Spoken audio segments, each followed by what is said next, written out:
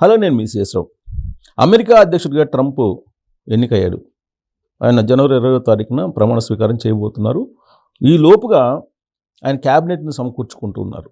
ఆయన ఎంపిక చేసినటువంటి మంత్రుల తీరు, మంత్రుల యొక్క బ్యాక్గ్రౌండు, వాళ్ళు ఆలోచన శైలి కానీ, వాళ్ళ భావజాలం కానీ, ఇవన్నీ కనుక గమనిస్తే రాబోయేటువంటి రోజుల్లో విదేశీయులు ఎవరైతే ఇల్లీగల్గా ఉన్నారో వాళ్ళందరికీ మాత్రం ఖచ్చితంగా ప్రమాదం పొంచి ఉందని చెప్పి మనం చెప్పొచ్చు క్లియర్గా.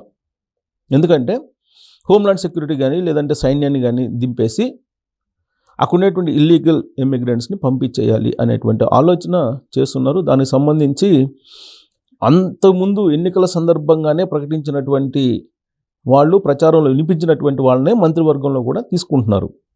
సో కాబట్టి ఎమర్జెన్సీ ప్రకటించి సైన్యాన్ని దింపడం ద్వారా మొత్తాన్ని ఏరిపారేయాలి ఇల్లీగల్ ఇమ్మిగ్రెంట్స్ని. మెక్సికో అలాగే అమెరికా మధ్య గోడ కట్టేసేయాలి పూర్తి స్థాయిలో అనేటువంటి ఒక ప్లాన్ అయితే చేస్తూ ఉన్నారు. ఎలన్ మస్క్ కానీ, రామస్వామి కానీ, తర్వాత ఈ హోమ్లాండ్ సెక్యూరిటీ సంబంధించిన ఇన్ఛార్జీలు కానీ, వీళ్ళందరినీ నియామకాలను కనుక చూస్తూ ఉంటే కనుక ట్రంప్ ఏదైతే చెప్పారో దానికి అనుగుణంగా పనిచేసేటువంటి వాళ్ళే కనిపిస్తూ ఉన్నారు మంత్రివర్గంలో కూడా. అందుకే ఇప్పుడు ఎమర్జెన్సీ ప్రకటిస్తారు అని ట్విట్టర్లో ఒకళ్ళు ట్వీట్ చేస్తే దాన్ని రీట్వీట్ చేశారు ట్రంప్ తాజాగా. అంటే డెఫినెట్గా ఎమర్జెన్సీ ప్రకటించబోతున్నాము, ఇల్లీగల్ ఇమ్మిగ్రెంట్స్ని దేశం నుంచి పంపించేయబోతున్నాము అనేది ట్రంపే తన ట్విట్టర్ హ్యాండిల్లో నుంచి ఆ ట్వీట్ని రీట్వీట్ చేశారు. అంటే దాని అర్థం ట్రంప్ సిద్ధంగా ఉన్నారు. జనవరి 20వ తారీఖున ఫస్ట్ సంతకం ఇల్లీగల్ ఇమ్మిగ్రెంట్స్. సుమారుగా ఇల్లీగల్ ఇమ్మిగ్రెంట్స్ ప్రాథమికంగా 10 లక్షల మందిని అక్కడి నుంచి పంపేయడానికి ప్లాన్ చేస్తున్నారు. విడతల వారీగా ఫస్ట్ కనీసం 4.5 లక్షల మందిని పంపించాలి అనేది వాళ్ళు టార్గెట్గా పెట్టున్నారు మొదటి విడతగా. ఆ తర్వాత విడతల వారీగా మొత్తం 3 విడతలుగా కనీసం 10 లక్షల మందిని అమెరికా నుంచి పంపించి వేయాలి అనేటువంటి ఒక ఆలోచన చేస్తున్నారు. ఎమర్జెన్సీని కూడా ప్రకటించాలి అని చెప్పి ట్రంప్ నిర్ణయించుకున్నాడు అనేది ఆయన రీట్వీట్ చేసినటువంటి ట్వీట్ని బట్టి తాజాగా స్పష్టంగా అర్థమవుతుంది. అమెరికాలో ఉండేటువంటి ఇలాంటి పరిస్థితులను గమనించినటువంటి ఇటలీ అమెరికాలో ఉన్నటువంటి వాళ్ళకి, అమెరికన్లకి ఒక బంపర్ ఆఫర్ ప్రకటించింది. విచిత్రమైనటువంటి పరిణామం ఇది. వాస్తవంగా ట్రంప్ గెలవడాన్ని చాలామంది అమెరికన్స్ కూడా జీర్ణించుకోలేకపోతున్నారు. అసలు ట్రంప్ ఎలా గెలిచాడు, ట్రంప్ బాధ్యతలు స్వీకరించిన తర్వాత అమెరికాలో ఎలాంటి పరిపాలన అందిస్తారు, ఇలాంటి ఆందోళన చెందేటువంటి వాళ్ళు అమెరికాలో చాలామంది ఉన్నారు, ఈవెన్ అమెరికన్స్ కూడా. అలాంటి వాళ్ళకి ఇటలీ బంపర్ ఆఫర్ ప్రకటించేసింది. కేవలం ఒకే $1 ఇల్లు ఇస్తాము, మీరు రండి అని చెప్పి ఇటలీ ఒక బంపర్ ఆఫర్ను ప్రకటించింది. ఇటలీలో ఉండేటువంటి ఒక గ్రామం, అక్కడ జనాభా తగ్గిపోయారు, జనాభా లేనటువంటి పరిస్థితి, ఇళ్ళు ఖాళీగా ఉన్నాయి. అందుకే $1 అంటే సుమారుగా రూపాయలకి 84 రూపాయలకి ఇచ్చేస్తాము ఇల్లు, మీరు రండి అని చెప్పి ఆఫర్ ఇస్తుంది. అయితే ఇక్కడ మిగతా దేశాలకు కూడా ఇస్తారా, కేవలం అమెరికన్కా అని అంటే కేవలం అమెరికన్లకు మాత్రమే. ఫాస్ట్ ట్రాక్ అంటే ఫస్ట్ కమ్ ఫస్ట్ అంటూ అమెరికా వాళ్ళు అప్లై చేసుకుంటేనే $1కి మీకు ఇల్లు ఇస్తాము, ఇటలీకి మీరు రండి, ఇటలీలో హ్యాపీగా జీవనం సాగించవచ్చు. ట్రంప్ అమెరికా అధ్యక్షుడిగా అయ్యారు కాబట్టి అమెరికాలో హ్యాపీగా జీవించడానికి అవకాశం ఉండదు అనేది ఇటలీ యొక్క అభిప్రాయం. అందుకే ఇటలీ ఇలాంటి బంపర్ ఆఫర్ని ప్రకటించింది. సో ఇంతకీ ఆ బంపర్ ఆఫర్ ఎక్కడ, ఏంటి అనేది కొంచెం డీటెయిల్స్లోకి వెళ్తే కనుక, అక్కడ ఇటలీలో ఉండేటువంటి సర్దోనియా అనేటువంటి ఒక ప్రాంతం ఉంది. ఆ సర్దోనియా అనేటువంటి ప్రాంతంలో అక్కడ ఒక విలేజ్, ఆ విలేజ్ని వీళ్ళకి బంపర్ ఆఫర్గా ప్రకటించారు. ఎవరికి? అమెరికన్స్కి. కేవలం $1 మాత్రమే. సర్దీనియాలోని ఉల్లోలై, ఆ గ్రామం పేరు ఉల్లోలై, ఆ గ్రామాన్ని ప్రకటించారు.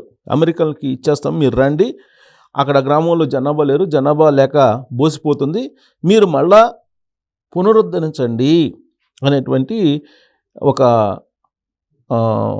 అభిప్రాయాన్ని వ్యక్తం చేస్తూ వెబ్సైట్లో దీన్ని ప్రకటించడం జరిగింది. యాక్చువల్గా అక్కడ శిథిలావస్థకు చేరిపోతున్నాయి, జనాభా లేక, ఇళ్లలో ఉండేటువంటి ఎవరు లేక.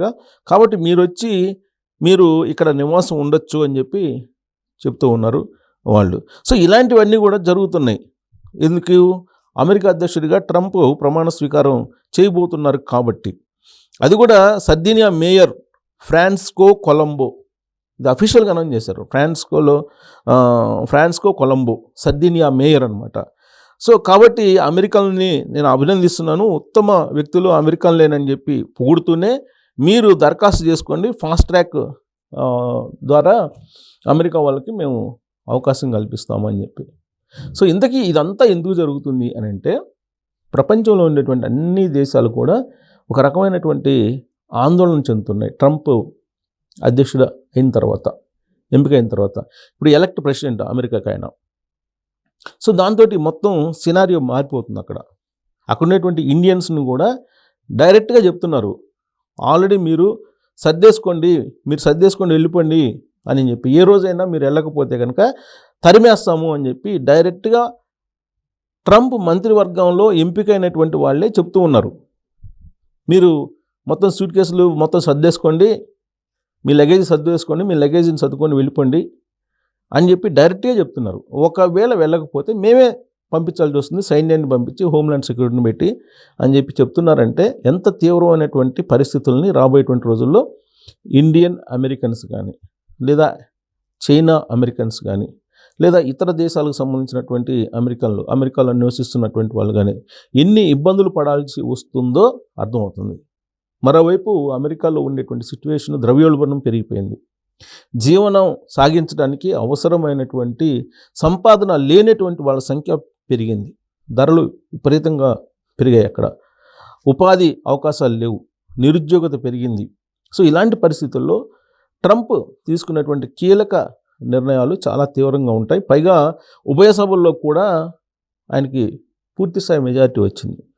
ఎలాంటి ఆర్డినెన్స్ ఇచ్చినా కానీ, ఎగ్జిక్యూటివ్ ఆర్డర్ పాస్ చేసినా కానీ అది చెల్లుబాటు అయ్యేటువంటి పరిస్థితి అక్కడ కనిపిస్తుంది. అందుకే అమెరికన్స్ వెళ్ళిపోండి, అమెరికాలో ఉండేటువంటి ఇతర దేశ ఇల్లీగల్స్ ఎవరైతే ఉన్నారో అమెరికన్స్ కానీ లేదా ఇతర దేశాల వాళ్ళు కానీ, ఇల్లీగల్ ఇమిగ్రెంట్స్ అంటే ఎవరైతే అనధికారికంగా ఉన్నారో వాళ్ళందరూ వెళ్ళిపోండి అని చెప్తున్నారు. ఈ పిలుపు అక్కడ ఉన్నటువంటి మన ఇండియన్ స్టూడెంట్స్కి కానీ, లేదా H1B కలిగినటువంటి వాళ్ళు కానీ, డిపెండెంట్స్ కానీ, ఇలాంటి వాళ్ళందరూ కూడా కొంత ఆందోళన చెందుతున్నారు. అలాగే అక్కడ వ్యాపారం చేస్తున్నటువంటి వాళ్ళు కూడా చాలామంది ఇల్లీగల్గా ఉన్నారు.